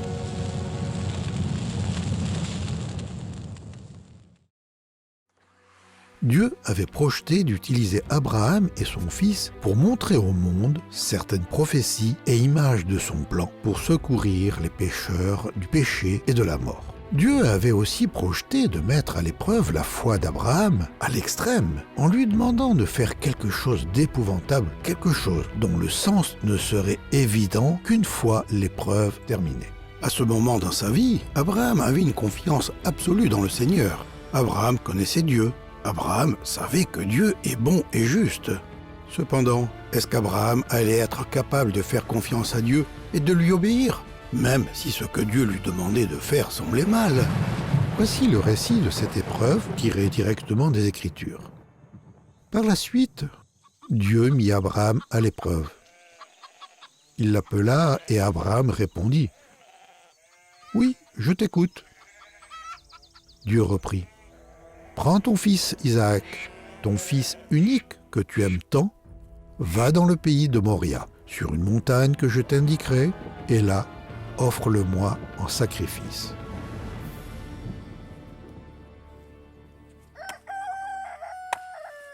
Tôt, le lendemain matin, Abraham se leva et sella son âne. Il emmena avec lui 2 serviteurs et son fils Isaac. Après avoir coupé assez de bois pour l'Holocauste, il partit vers l'endroit indiqué par Dieu.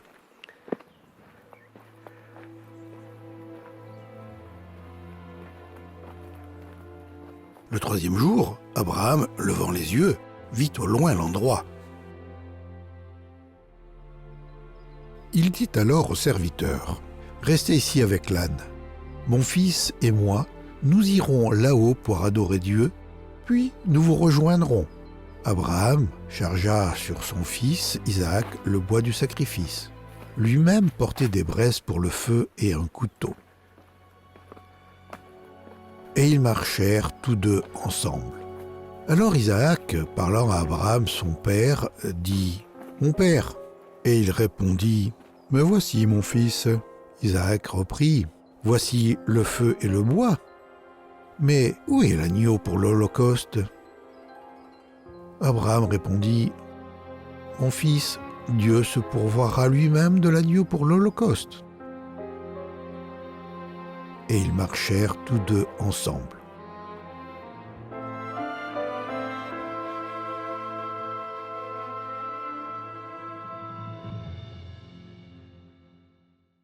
As-tu entendu ce qu'Abraham a dit à ses serviteurs avant que lui et son fils n'escaladent la montagne ?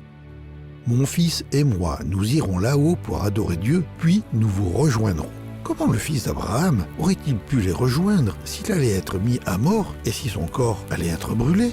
Les Écritures disent « Mais Abraham estima que Dieu avait le pouvoir de ramener Isaac d'entre les morts. » Dieu avait promis de faire d'Isaac le père d'une nation nouvelle de laquelle viendrait le Sauveur promis. Dieu ne peut mentir. Pour Abraham, cela suffisait. Entre-temps, que pensait Isaac de tout cela ? Il savait qu'il était un pécheur et qu'il méritait de mourir pour ses péchés. Il savait aussi que Dieu accepterait un substitut. Mais aujourd'hui, il se rendait à un lieu de sacrifice sans bélier ni agneau. Cela n'avait aucun sens. Isaac a donc dit à son père, « Nous avons le feu et le bois, mais où est l'agneau pour le sacrifice ?» Abraham répondit, « Mon fils, Dieu veillera lui-même à procurer l'agneau. » Poursuivons le récit. Quand ils arrivèrent au lieu que Dieu lui avait indiqué, Abraham construisit un autel et y déposa le bois. Puis il lia Isaac, son propre fils, et le plaça sur l'autel par-dessus le bois. Alors il tendit la main et saisit le couteau pour égorger son fils. Mais du ciel, l'ange du Seigneur l'interpella. « Abraham! Abraham !»« Oui, répondit Abraham, je t'écoute. » L'ange lui ordonna, « Ne porte pas la main sur l'enfant, ne lui fais aucun mal. Je sais maintenant que tu respectes l'autorité de Dieu, puisque tu ne lui as pas refusé ton fils unique. » Abraham et son fils se sont réjouis. Mais qu'en serait-il du sacrifice exigé? Relevant la tête, Abraham aperçut un bélier retenu par des cornes dans le buisson. Le fils d'Abraham serait épargné de la peine de mort. Dieu avait fourni un substitut.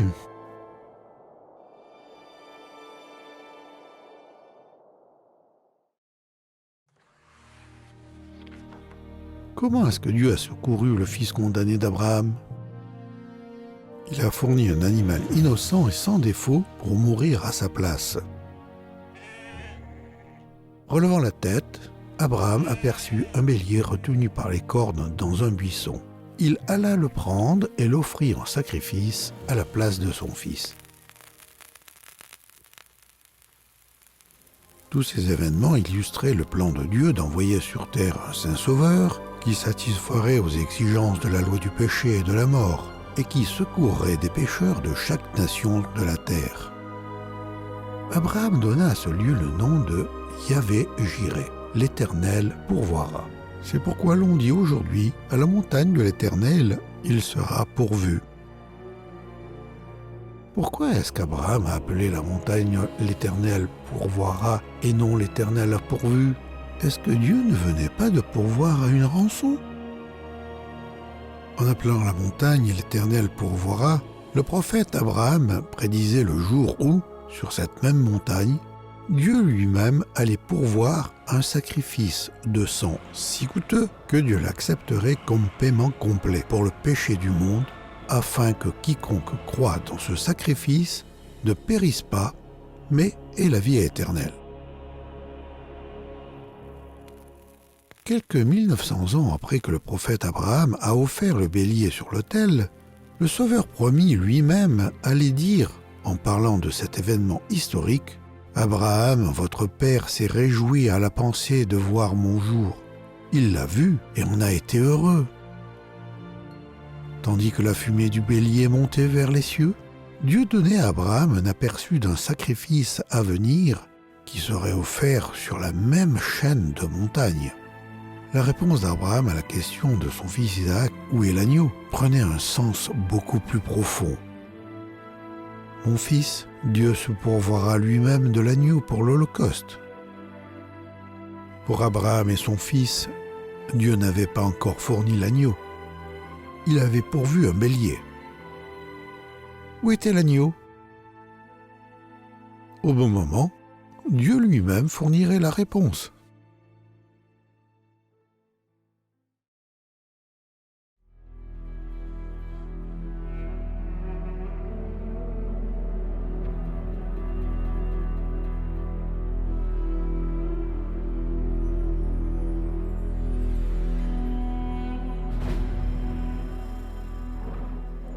Te souviens-tu des deux grandes promesses que le Seigneur a faites à Abraham?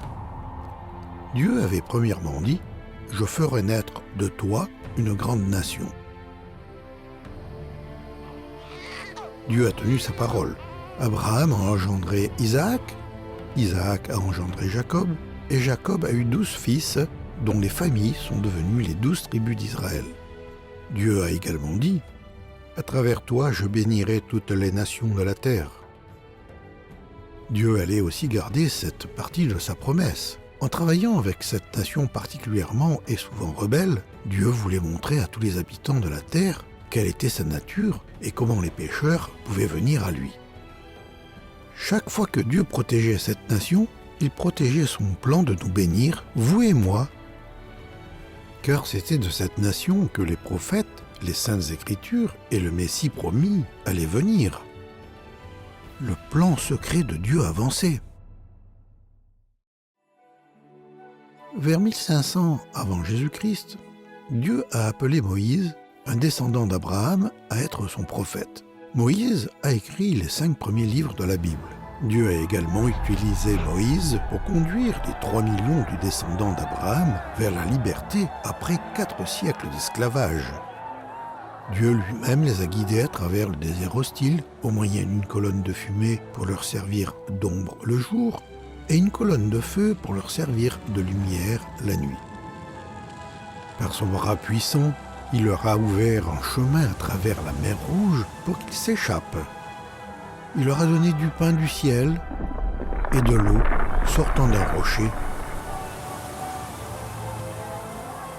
et les a conduits au mont du Sinaï. Au pied de la montagne, Dieu a dit au peuple : « Vous serez pour moi un royaume, une nation sainte. » Dieu voulait que cette nation soit sainte, mise à part pour lui et distincte de toutes les nations qui les environnaient.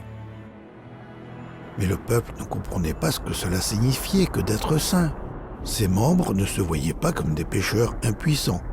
Ils pensaient qu'ils pouvaient, d'une manière ou d'une autre, mériter la faveur de Dieu.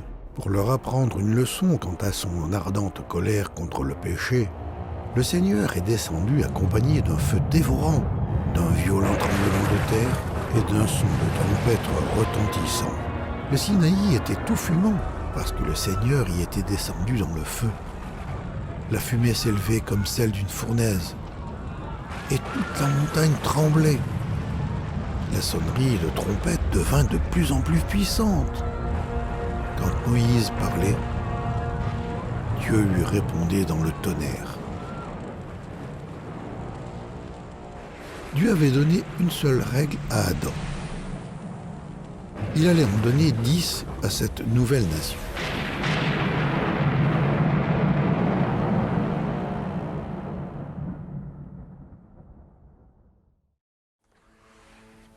La plupart des membres de la nation s'estimaient assez bons pour être le peuple de Dieu. Le Seigneur leur a donc donné les 10 commandements, premièrement d'une forte voix du haut du mont Sinaï, puis sur 2 tablettes de pierre. Lisons les 10 commandements. Numéro 1. Tu n'auras pas d'autre Dieu que moi. Numéro 2. Tu n'adoreras pas d'idole. Je suis le Seigneur ton Dieu. Numéro 3. Tu ne blasphémeras pas le nom de l'Éternel. Numéro 4. Tu te souviendras du jour du sabbat. Numéro 5. Tu honoreras ton père et ta mère. Numéro 6. Tu ne tueras pas. Numéro 7. Tu ne commettras pas d'adultère. Numéro 8. Tu ne voleras pas. Numéro 9. Tu ne feras pas de faux témoignages. Numéro 10. Tu ne convoiteras pas la femme de ton prochain ou ce qui appartient à ton prochain. Dieu a dit à Moïse que le peuple devait obéir parfaitement aux 10 règles. Maudit soit celui qui ne respecte pas les commandements de la loi de Dieu et qui ne les met pas en pratique. Comment penses-tu que le peuple s'est senti après avoir entendu ces 10 commandements? Penses-tu qu'il se croyait encore assez bon? Et qu'en est-il de toi? Penses-tu que tu sois assez bon pour vivre dans le royaume de Dieu? Relis la règle numéro 1. Tu n'auras pas d'autre Dieu que moi.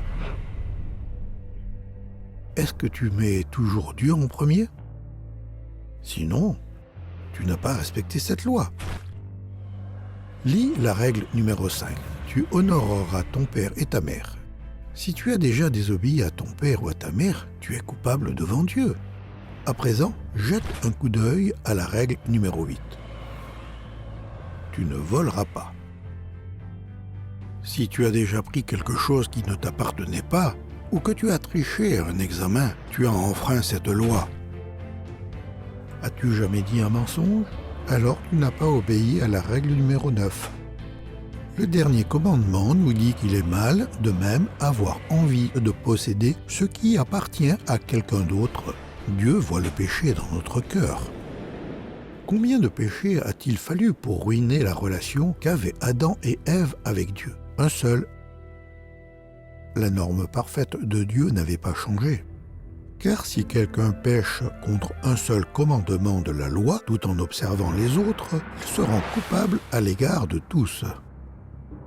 Dieu est saint et ne peut laisser le péché impuni. Voudrais-tu être dans la même pièce qu'un cochon mort en voie de décomposition? Notre péché répugne Dieu de la même manière. Tout comme mettre du parfum sur la carcasse puante ne pourrait purifier la pièce, de même aucune quantité d'efforts religieux ne peut purifier notre cœur. Comme un miroir qui me montre la saleté sur mon visage, la loi de Dieu me montre le péché dans mon cœur. Tout comme le miroir ne peut nettoyer mon visage, de même, les 10 commandements ne peuvent purifier mon cœur. Car personne ne sera reconnu juste aux yeux de Dieu pour avoir obéi en tout à la loi. La loi permet seulement de prendre connaissance du péché. Peu importe le niveau de bonté que nous croyons avoir atteint. Nous ne sommes pas assez bons pour vivre avec Dieu au ciel.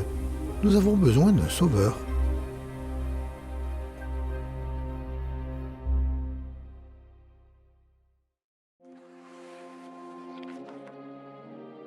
Les 10 commandements ont donné à la nouvelle nation une norme exacte de ce qui était le bien et le mal. C'était une bonne chose, mais la loi de Dieu comprenait aussi sa part de mauvaises nouvelles. Elle montrait aux gens qu'ils avaient un grand problème. À cause de leurs péchés, ils devaient tous mourir et être séparés de Dieu. La bonne nouvelle, c'était que le Seigneur accepterait toujours le sang versé des agneaux, des taureaux, des chèvres et des colombes pour couvrir leurs péchés. Ainsi, le jour même où Dieu a énuméré ses 10 commandements d'une voix forte, il a dit à Moïse: « Tu m'élèveras un autel sur lequel tu offriras tes sacrifices. » Vois-tu Moïse avec sa main sur la tête de l'agneau? Vois-tu les gens qui étendent leurs mains vers l'agneau? Parce qu'ils croient en ce que Dieu a dit et en son moyen pour obtenir le pardon, leurs péchés sont placés sur l'agneau innocent. L'agneau serait ensuite mis à mort sur l'autel. Le sang versé couvrirait les péchés du peuple. Le corps de l'agneau serait brûlé en cendres. Les cendres montreraient au peuple ce que Dieu avait fait de leurs péchés. Ils étaient pardonnés. Mais ce système d'offrir du sang d'un animal pour le pardon des péchés n'était qu'une image de ce que Dieu exigeait réellement. La loi de Moïse n'est pas la représentation exacte des réalités, elle n'est que l'ombre des biens à venir. Elle est tout à fait incapable de rendre parfait ceux qui s'approchent de Dieu. Si ceux qui rendent un tel culte à Dieu avaient été une bonne fois purifiés de leurs fautes, ils ne se sentiraient plus coupables d'aucun péché et l'on cesserait d'offrir tout sacrifice. En réalité, par ces sacrifices, les gens sont amenés à se rappeler leurs péchés année après année. Car le sang des taureaux et des boucs ne pourra jamais enlever les péchés. Les animaux n'ont pas été créés à l'image de Dieu. La valeur d'un agneau n'est pas égale à celle d'un homme. Tout comme on ne peut apporter un modèle réduit de voiture en paiement d'une vraie automobile. De même, le prix du sang d'un agneau ne pouvait payer le prix élevé que la loi du péché et de la mort exigeait. Un sacrifice meilleur était nécessaire. Même si les sacrifices d'animaux ne pouvaient ôter la dette du péché du monde, ils donnaient au pécheur une image de celui qui le pourrait.